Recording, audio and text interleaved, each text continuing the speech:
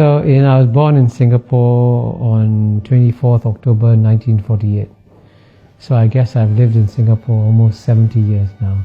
When I grew up, Singapore was still a poor developing country. Our per capita income when we became independent was $500, the same as Ghana in Africa. Either you can say the misfortune or the good fortune of being born in a very poor family in a poor Singapore.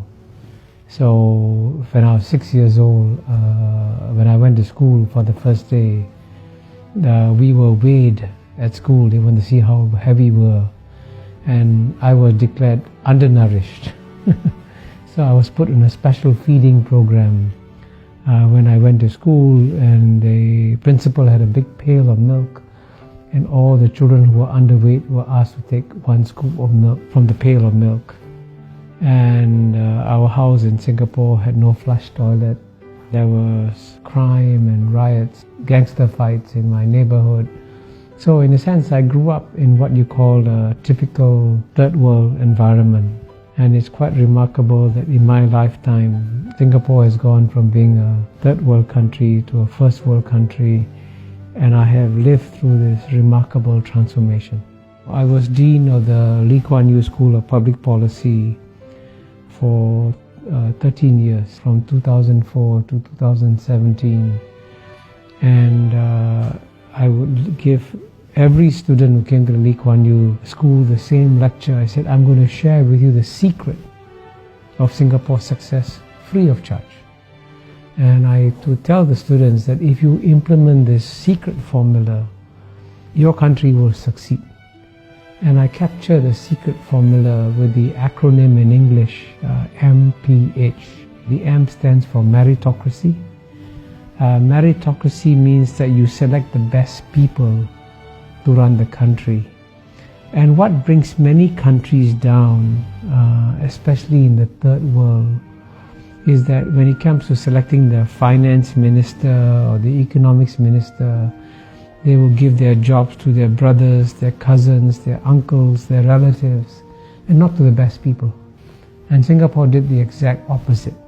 In Singapore, the jobs were given to the best people. And in the case of the Prime Minister, Mr. Lee Kuan Yew, Mr. Lee Hsien Loong, when he went to study in Cambridge University, he was the top student in the class, if not in the university. In fact, his professors were so impressed, they said, you should become a mathematician because you'll become a world-class mathematician. Then he went to study in another great university, the Harvard Kennedy School.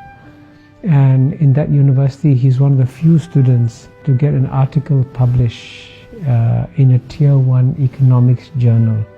Very few students get articles published in a Tier 1 economics journal. So he's incredibly brilliant. And so if the best man of the job is Mr. Lee Kuan Yew's son, then he should be selected. Not on the basis of the fact that he's a relative, but on the basis that he's the best person for the job. So meritocracy is the first pillar of Singapore's secret formula. The second pillar is P, and P stands for pragmatism. Pragmatism is an English word, and it's an English concept. But the best definition of pragmatism was given by China's leader, Mr. Deng Xiaoping, when he said it doesn't matter whether a cat is black or a cat is white. If the cat catches mice, it is a good cat. So in the same way, it doesn't matter what your ideology is. If it works, you use it. So Singapore was very pragmatic. So it would take some policies that are capitalist and some policies that are socialist, and it would mix them up. And that's what pragmatism is about. You're not bound by any ideology. But the third pillar, the H is of course the hardest to achieve, because H stands for honesty.